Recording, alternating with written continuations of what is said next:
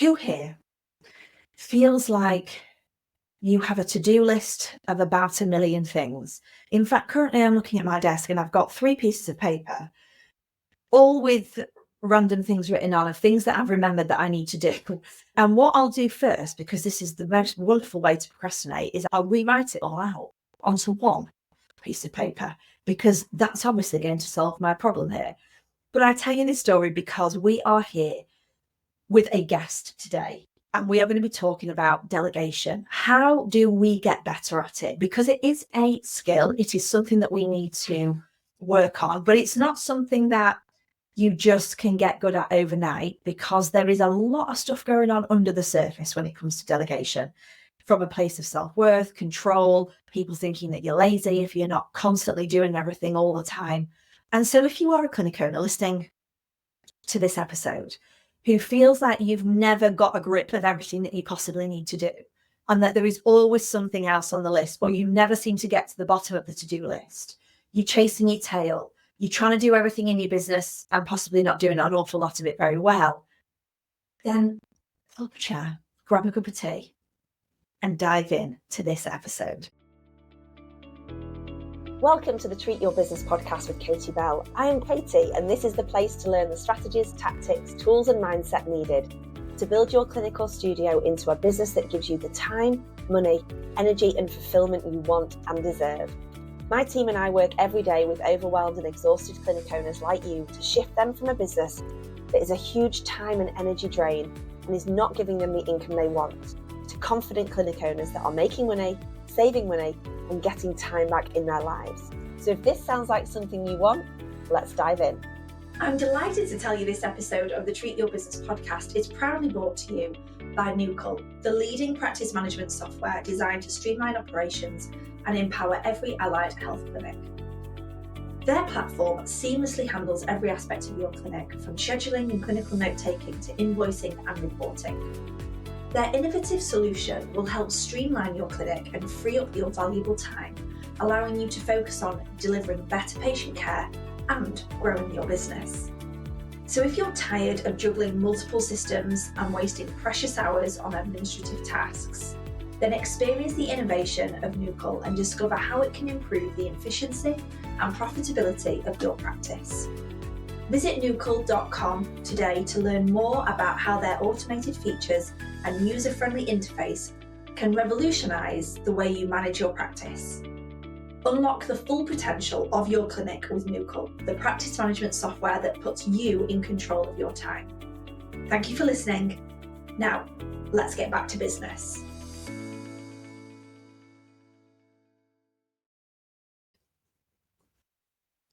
Hello listeners, welcome back to the Treat Your Business podcast. I am super excited to welcome Philippa back on the show. Hello. Hello, thank you for having me again. You are welcome. Philippa, we are here to talk about delegation.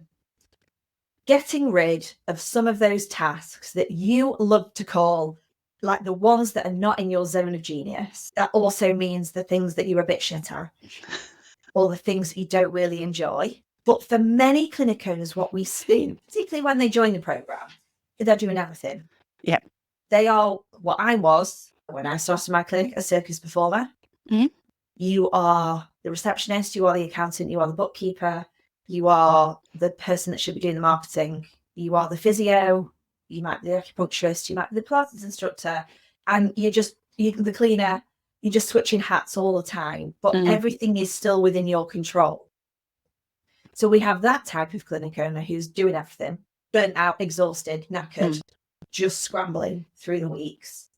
We've got the clinic owner who starts to relinquish some control because that's what we're telling them that they should be doing. And we get rid of some of these lower value tasks in terms of the things that they're not great at. But then they micromanage the shit out of it all. And then we've got the clinic owner who's really advanced and are now getting themselves out of loads of seats in their business because they want their time back, their life back. They want their team to do what they're great at doing. But then you put your toe in seats that you don't need to because you don't fully have that trust. Or maybe there is a system problem or a process problem or a people problem. So delegation and being good at it can happen at every single level of in your business, and it never stops, does it? No. What do you see is the biggest challenge for clinic owners when it comes to getting rid of things they don't want to do, they're not great at doing?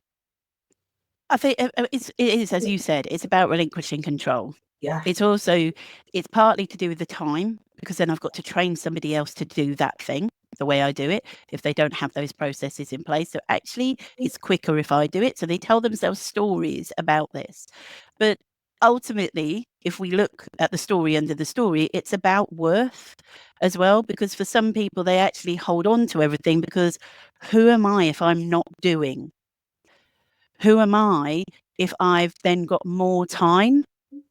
Will people, and this is where other stories come up, will people think I'm lazy? People think that I'm greedy because here I am again, working from home, working on the business. What do people think of me? So it just brings up lots of other stuff. And for lots of clinic owners, it's easier to stay doing all those things because they tell themselves a story that they're the one who can do it the best. They don't have the time to show somebody what if they get it wrong. But also they're still not emotionally invested in what comes on the other side of it and believe that's okay because there's still other stories underneath that. Yeah. We were like 4 minutes in and you went pretty deep there. Yeah, well, I wasn't going to mess around. No. So we've sacked off the actual topic. We've now gone to self-worth. So, yes, sorry. Yeah. Okay. Nah, not sorry. The stories that are under all the stories that you just said, they come from often being kids all the time. They come from, is it 0 to 7 that you say the most powerful years, the most influential years of where we build our beliefs in our stories?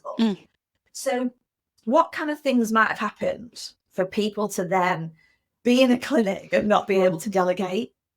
It can come from friendship groups. You'd be the person that's organising everybody at playtime. And if you don't organise everybody at playtime, you're not playing rounders, you're not playing stick in the mud or whatever, and everyone's just hanging around waiting for you. Yeah, it can be from that reinforcement of I have to be that person who's organising it, but I also have to be the person who tells everybody where to go. It might also be in that respect that it could be like at home. It could have been that you've watched your mum model. I don't know why you're doing it that way. I'm just going to do it. Why have you stacked the dishwasher like that? And your mum restacking the dishwasher because what's the point in anybody else doing something? I'm the person who does it the best. So it can come from all of those sorts of things. It can be reinforced by anything. It can be friendship groups, from family. It can come from things at school as well. People who've played team sports, but also people who've just been like an individual. Yes, within a sport, I am the best. I'm the best at doing this. I can organise myself. I get all of my things.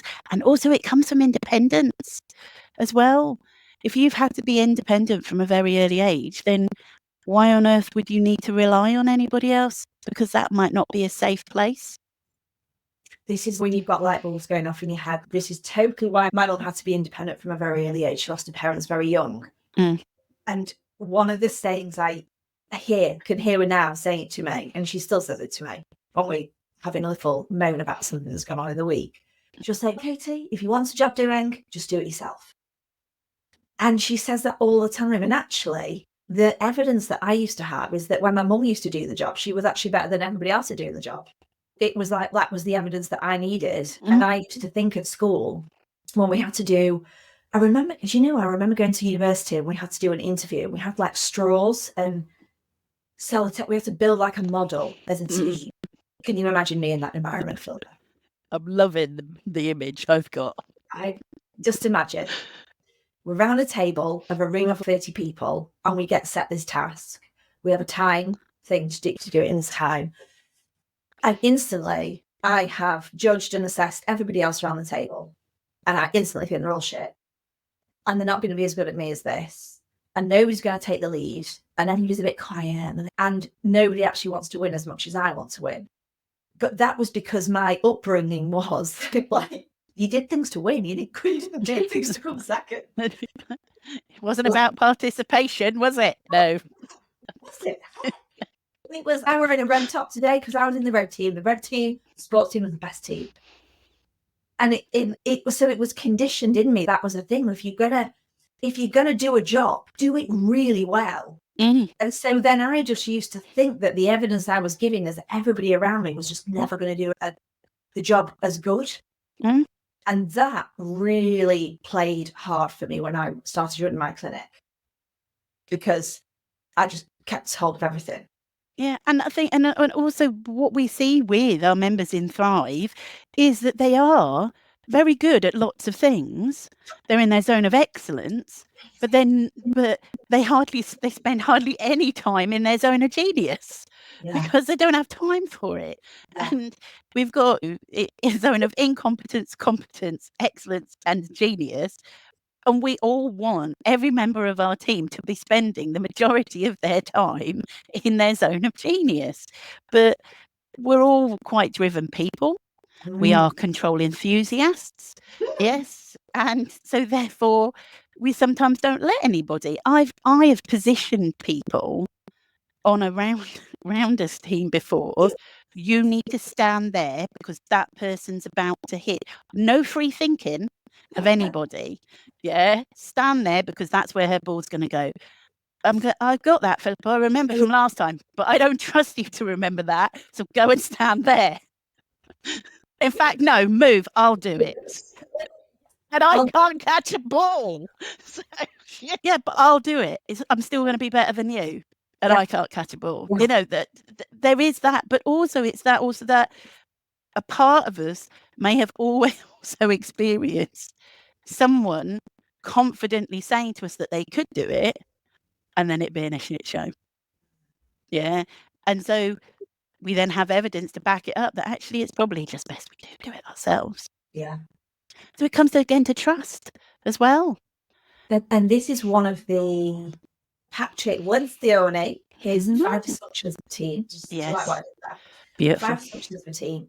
The main, like the thing that sits at the bottom of the triangle is the absence of trust. Yeah. And when you've got absence of trust, you've got absence of conflict. And absence of conflict is really dangerous because then everybody's just saying he's a yes person. But this absence of trust here is so powerful, isn't it, as a leader? Even if you're the leader in your family, even if you've got just you working for you, if you've got is trust in self as well as trust in others, isn't it? And if you've got a team around you, if you're constantly micromanaging and you're not empowering your team to step into their zone of excellence because you've either hired them too quickly and they're not the right fit, put them in a seat that isn't what their zone of excellence or zone of genius is, or you've, it's what I see all the time, you've given a physio social media strategy to do. What are you doing? Because if that person has the skills and the qualifications and the knowledge and the capacity and the passion to be like, I'm going to run with this and I know how to do this better than you do, then if a physio's zone of genius is helping people get injury-free and move better and feel better and live better, you're not freaking posting on TikTok and Instagram and Facebook. So this is when we try and think, oh, we'll delegate all of these little shitty roles that I don't want to do, but we'll give them to all these people and just get them off my plate, and we set people up for failure. Yeah. Yeah. But a part of us knows that we're doing this is the thing. A part of us knows that we're doing this. Yeah. We just don't realise it's not our dominant feature or a dominant thought, but our ego's a trickster, and it will set us and them up for failure because it reinforces the story that I'm the most important here, that a part of us wants, because that's how a part of us gets our needs met. Yeah. By being the person that does everything, a part of us gets the need to be acknowledged and validated, met, because you're so busy, you do so much, you wear so many hats, I don't know how you do it. A part of us loves that. Oh, massive part of me loves that. Still. But that's the acknowledgement and validation. That's where working on your internal team comes from. But it's true, isn't it? That because we are in this instant gratification society, we are always looking externally for people to tell us we're doing a great job. How many times, Philippa, when I'm doing some big live thing, I come to the back of the room, turn to I go, Philippa, is it all right? And you go, it's great. And I go, okay, I'm going to ask you again in about 10 minutes. You go, okay. And I'll come back, Phil, is it still all right? It's great, Katie. Just keep doing what you're doing. I'm like, do you think everybody's getting it? Do you think everybody's having a good time? Is everybody involved? And I just need that reassurance that it's okay, I'm doing a great job, for me to then confidently sit in my zone of excellence. Genius. Zone of genius is the top, into my zone of genius. So some of us need that reassurance, even when you could look so confident from the outside. But you've owned it, yes? Yeah. This is what's important here, is you've owned that. Yeah. I know that a part of me also needs and wants external praise. Yeah. But I own it and I have verbalized it to people. Yeah. I'm not trying to manipulate a situation to pull it out of people. Yeah. Yes. Yeah. Which, hand up, a part of me used to do. Yeah. Until I realised that that need wasn't being met. And this, for some people, might be far too deep. Yeah, depending on what time you're listening to this. But yeah, that delegation is not just about relinquishing control. It's not just about trust. It's that story under the story, and the fact that not delegating is actually getting a part of you to have its needs met. Wow. And it doesn't know how to be if it's not getting its needs met that way. Wow. So do you think this is also why clinic owners find it so hard? Because often we start, and I was this person as well, I was doing 6 clinical days a week. I was seeing all the patients because it was my name above the door. It was only me in the business. And then you start to realise that I'm actually going to die if I continue to do this level of clinical work. And so you get team and so on stuff. And call it lucky, call it whatever you want to call it. I had fabulous people join me quite quickly. And I had that trust, because somebody once said to me, don't employ anybody. Always employ somebody that's better than you. And a part of me used to believe, Philippa, that there was nobody better than me. And a part of me probably still believes that in some aspects, because that's just my conditioning. And like, that's deep rooted. But there's also a part of me that also recognises that a part of you knows that you're really good at something. Yeah. And that is your purpose. Yeah. And that's why you're meant to be here. Absolutely. But it's how you say it, isn't it? It's the energy behind it. Of course. But then when you've got people that are with you, Nicola, my team around me, in my clinic, in Thrive, I'm inspired by you, and I have full trust in my team. Like, I could not trust you lot anymore because you're so good at what you do, but because we've put you in the right seat in the business, doing the thing you're the best at doing. And do you think that's why clinic owners who are working all the clinical hours, who are the main fee earner, find it so difficult to delegate clients, find it so difficult to give up some of their clinical work? Because we hear this so often, don't we? They've got to create time if they want their business to change. Like they can't grow their business between client appointments. So they have to do something different. But the thought of passing clients over to another physio is so hard. It's almost impossible. Why do you think that is? What's going on there for us? It's relationships, it's connections, it's worth, isn't it? It's also other stories about, I don't want them to be let down. Yeah. But a part of me feels that if we fully trusted our team, there would be no question about passing them to somebody else. So there's something else going on there underneath all of that. And it's partly because our needs are being met by feeling wanted and needed by that client. But I want to let our listeners know that, like, I really have had to step into this because I run 2 businesses. I have my clinic, I Thrive. Both are big. Both grow, particularly Thrive, grown at a pace. And I had to, me and Nicola went to London. We had to sit down. We had to map out on this big strategy day all of the things that happen in the business, like every job that went up. Can you imagine how bored I was? Nicola was loving it. I was just drinking mint tea, thinking, let's just get this shit out of the way. Every job, right? Podcast preparation, podcast editing, podcast recording, inviting guests on the podcast, everything you can imagine that goes on in Thrive, we have to write everything down. And then we have to put it into seats.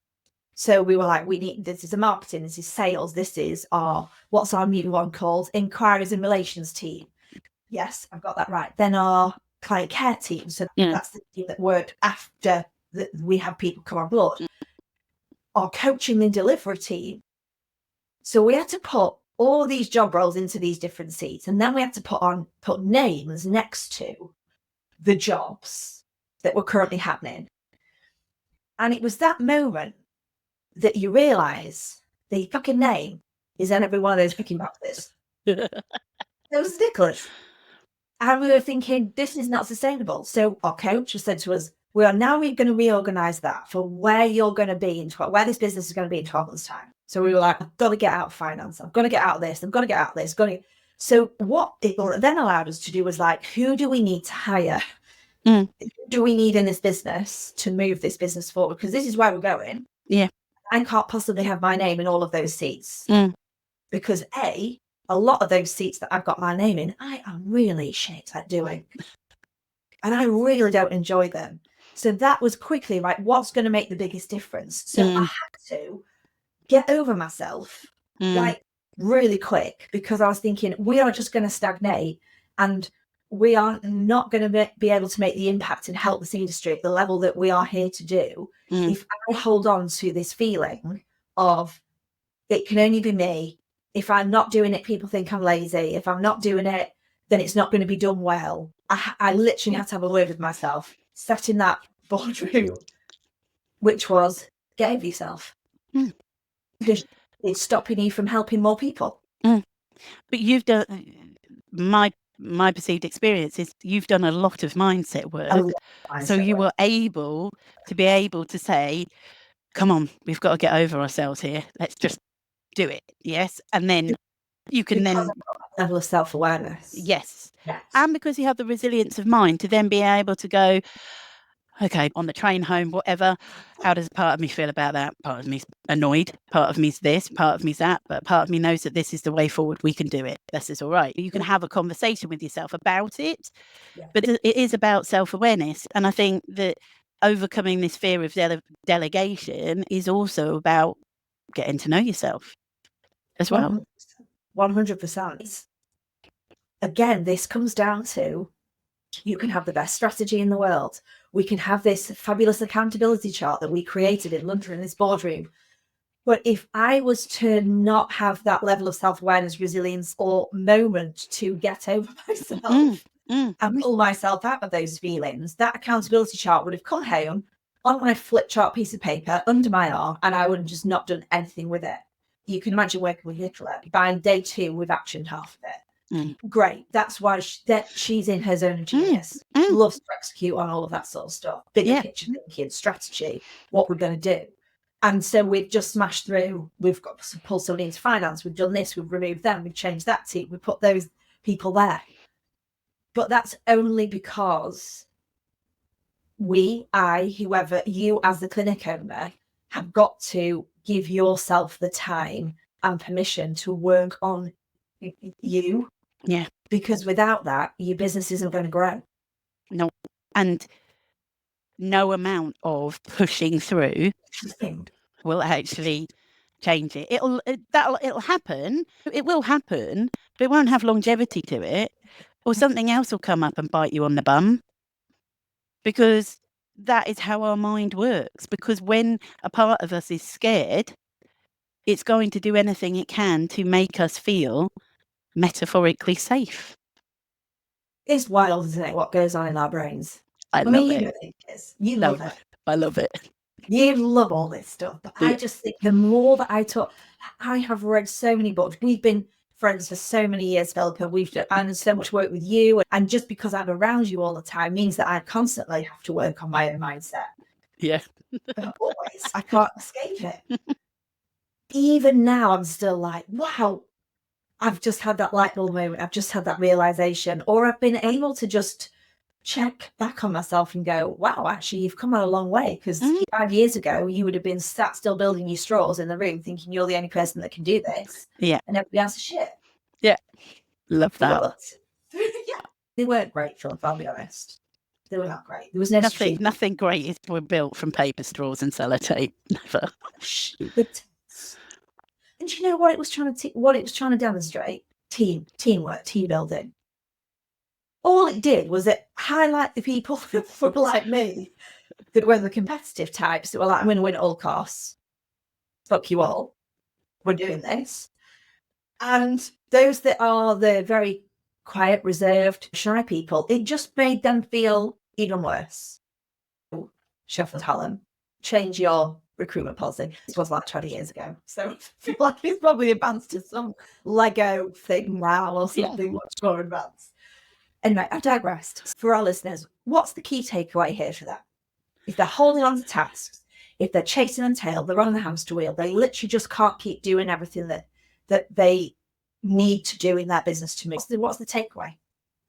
I think the takeaway here is those first steps, because we have to get used to this, and this still is part of that doing, because we've got to soothe our ego in this, is to write a list of all the jobs that you'd like to relinquish control of, to let go of, to start with, and notice how it would feel to not have to do them. Because if it would feel great to not have to do them, then we know that then they definitely need to go. Yes. And then we can actually allow ourselves to get comfortable with that as well. But it's noticing, where is this coming from as well? How do I feel about letting somebody else do something? Do I worry that they're not going to do it as well? Do I worry that people will think I'm lazy? Do I think, what on earth am I going to do with my time? Let's find out what is underneath all of that. It may be all of them. Yeah. But the first thing is let yourself do something to soothe your ego, to then be able to ask yourself the question, why is it that I feel that way? Why is it I don't enjoy the idea of delegation? And let me tell you, when this happens and you have a fabulous team around you and you have you just know, I know when I walk into the rooms on our strategy days that things are going to be how they need to be. I know that my team are going to be in the places I need them to be. I know everything. When you have that feeling, you can just get on with being the best version of you, which is amazing.